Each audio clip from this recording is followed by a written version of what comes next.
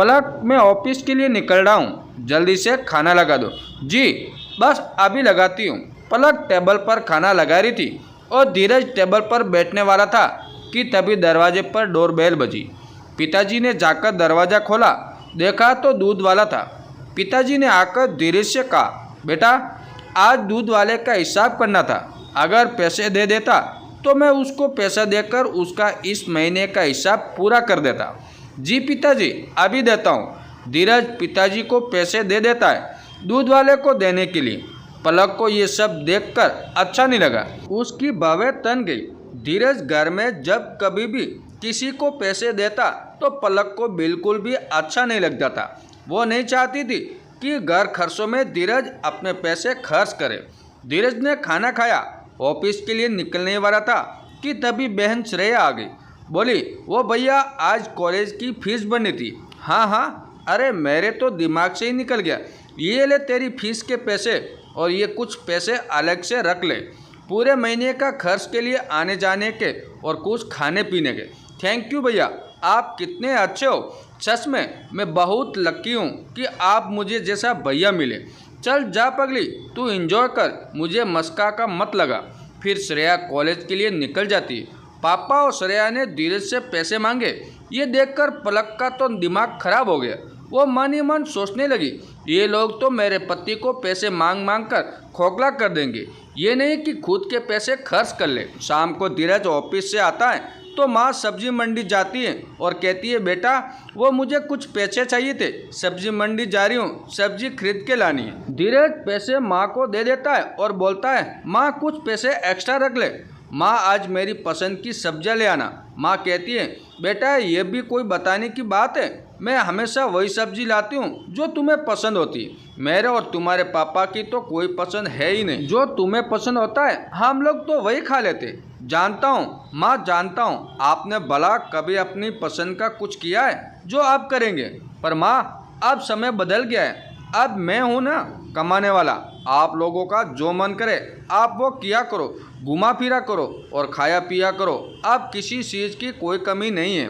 अब वो दिन गए, आप किसी चीज़ के लिए अपना मन मत मारा करो। नहीं नहीं बेटा, ऐसी कोई बात नहीं, हम लोग तेरे साथ बहुत खुश हैं, तुझे खुश देखकर हम भी बहुत खुश हैं। और माँ सब्जी लेने के लिए सब्जी मंडी चली जाती, लेकिन ये सब देखकर पलक का दिमाग पूरी तरह से खराब हो गया था। अब तो वो बोले बिना रह ही नहीं सकती थी। माँ के जाते ही वो तुरंत धीरज से बोलती है, धीरज मुझे ये सब बिल्कुल भी पसंद नहीं है, ये क्या लगा रखा है। धीरज बोलता है, क्या पसंद नहीं है तुम्हें, मैं कुछ समझा ही नहीं, क्या कहना चाहती हो तुम। पलक बोलती है, ये क्या लगा रखा है, जिसे देखो सब हर कोई तुमसे पैसे ही मांगता रहता है। सुबह पिताजी और श्रेया ने तुमसे पैसे लिए थे और अभी घर आने की देर नहीं हुई कि माँ ने भी आपसे पैसे मांग रही है। ऐसी बात तो नहीं है, पिताजी की पेंशन भी आती है, वो लोग अपने पैसे क्यों नहीं खर्च करते। और श्रेया को देखो इतनी बड़ी हो गई है, कॉलेज में पढ़ती है, ये नहीं कि कुछ होम ट्यूशन देकर या घर पर ट्यूशन पढ़ाकर अपने कॉलेज की फीस भी तो भर सकती है, पर नहीं, क्या ज़रूरत है किसी को कुछ करने की। आखिर घर में पैसों की मशीन जो लगी हुई है, कोई भी आपसे मांगेगा और पैसे उसे मिल जाएंगे, तो भला क्यों कोई कुछ काम करने लगा। क्या सबकी जिम्मेदारी आपने ही ले रखी है। सुनो जी, अगर ऐसे ही चलता रहा तो एक दिन हम लोग रोड पर आ जाएंगे। कभी सोचा है आपने, हम ऐसे करेंगे तो कल को हमारा भी बच्चा होगा, हम उसके खर्चे कैसे उठाएंगे। पलक की बात सुनकर धीरज का माथा खिसक जाता है और वो तेज स्वर में बोलता है, पलक ये तुम कैसी बातें कर रही हो, तुम क्या जानती हो मेरे माँ बाप को और मेरी बहन के बारे में। तुम नहीं जानती मेरे माँ बाप ने मुझे कितनी मुश्किलों से पढ़ाया लिखाया। पलक, मेरे पापा एक कंपनी में चपरासी का काम करते थे, उनकी सैलरी बहुत कम थी, लेकिन फिर भी उन्होंने वो दूसरी जगह पार्ट टाइम जॉब जाकर कुछ और पैसे कमाते थे और मुझे एक बहुत अच्छे स्कूल में पढ़ाया, जिसमें पढ़ाने की उनकी हैसियत भी नहीं थी।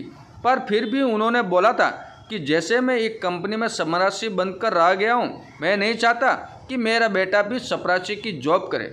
मैं चाहता हूँ मेरा बेटा पढ़ लिख कर अफसर बने और हमारा नाम रोशन करे। जो मैं नहीं कर पाया वो मेरा बेटा करे। और पायल, तुम जानती हो जब मैं बड़ा हुआ तो मुझे एक लैपटॉप की ज़रूरत थी, पर जानता था कि घर की स्थिति सही नहीं है, इसलिए मैं पापा से बोलने में कतराता था। पर पापा जानते थे और पापा ने अपनी स्कूटी बेचकर मेरे लिए लैपटॉप खरीद कर लाए थे। उसके बाद पापा सालों तक पैदल ही अपनी ड्यूटी देने जाते थे। पलक, तुमने आज मेरे घर वालों के बारे में ऐसा बोलकर सच में बहुत गलत किया। मैं सपने में भी नहीं सोच सकता था कि तुम कभी मेरे परिवार के लिए ऐसा बोलोगे। जब भी मुझे ज़रूरत थी तो मेरे बिना कही पापा ने मेरे सारे खर्च उठाते थे। और माँ का तो क्या ही कहना। जब कभी घर में पैसे कम होते तो माँ हम दोनों बहन भाइयों को पेट भर खाना खिलाती और खुद कम खाना खाती या कभी कभी तो भूखे ही सो जाती थी। और आज जब मैं इस लायक हो गया हूँ कि मैं 4 पैसे कमाने लगा हूँ और ये मेरी जिम्मेदारी बनती है कि मैं अपने परिवार की जिम्मेदारी और उनके खर्चों को उठाऊँ। जब कॉलेज के टाइम पर मुझे पैसों की ज़रूरत होती थी तो मेरे माँ बाप ने तो मुझे कभी ये नहीं कहा कि तुम कुछ ट्यूशन वगैरह करके भी अपनी फीस भर सकते हो। उन्होंने तो मुझे सिर्फ यही कहा था कि तुम जितना पढ़ना चाहते हो अपना सिर्फ पढ़ाई पर ध्यान लगाओ, तुम्हें पैसों से कोई मतलब नहीं है, तुम्हारी फीस हम भरेंगे। और आज जब मेरी बारी आई तो तुम मुझसे कह रही हो कि मैं अपनी बहन से बोलूं कि वो ट्यूशन करके अपने कॉलेज की फीस भर ले। वाह पलक, बहुत अच्छी बात कही तुमने। धीरज की बात सुनकर पलक के आंखें शर्म से नीचे झुक जाती है। मैं तो सोचता था कि जब मेरी शादी होगी तो मेरी बीवी भी मेरे परिवार की जिम्मेदारी उठाने में मेरे साथ मेरी मदद करेगी, पर तुम मुझे ये सब कुछ करने के लिए रोक रही हो। और रही बात पेंशन के, तो तुमने कभी सोचा है कि पापा और मम्मी की कभी तबीयत खराब होती है, वो अपनी उनकी पेंशन के पैसे अपनी बीमारी में ही लगा देते हैं। कभी मुझे पैसे नहीं मांगते, सिर्फ घर के लिए पैसे मांगते हैं। मेरे माँ बाप हमेशा यही चाहते थे कि मैं एक काबिल और कामयाब बेटा बनूं, और मेरी इस पढ़ाई के लिए उन्होंने अपनी पूरी ज़िंदगी कुर्बान कर दी। उन्होंने जो कुछ भी कमाया सिर्फ अपने बच्चों पर लगाया और मेरे ऊपर खर्च किया। अपनी ज़िंदगी में तो उन्होंने अपने ऊपर कभी कुछ खर्च ही नहीं किया। मेरी पढ़ाई के लिए मेरे माँ बाप ने कहाँ से और किस किस से कितना कर्जा लिए किसी को कुछ नहीं पता, और वे सारे कर्ज उन्होंने खुद चुका दिए। मुझे तो इस बात का बाद पता चला था। माँ बाप की पूरी ज़िंदगी अपने बच्चों के ऊपर उनकी पढ़ाई लिखाई और फरमाइश ने पूरी करने में निकल जाती है। सच कहूँ तो मेरे माँ बाप ने अपने लिए तो कभी कुछ कमाया ही नहीं, उन्होंने तो अपनी ज़िंदगी अपने बच्चों को ही निछावर कर दी।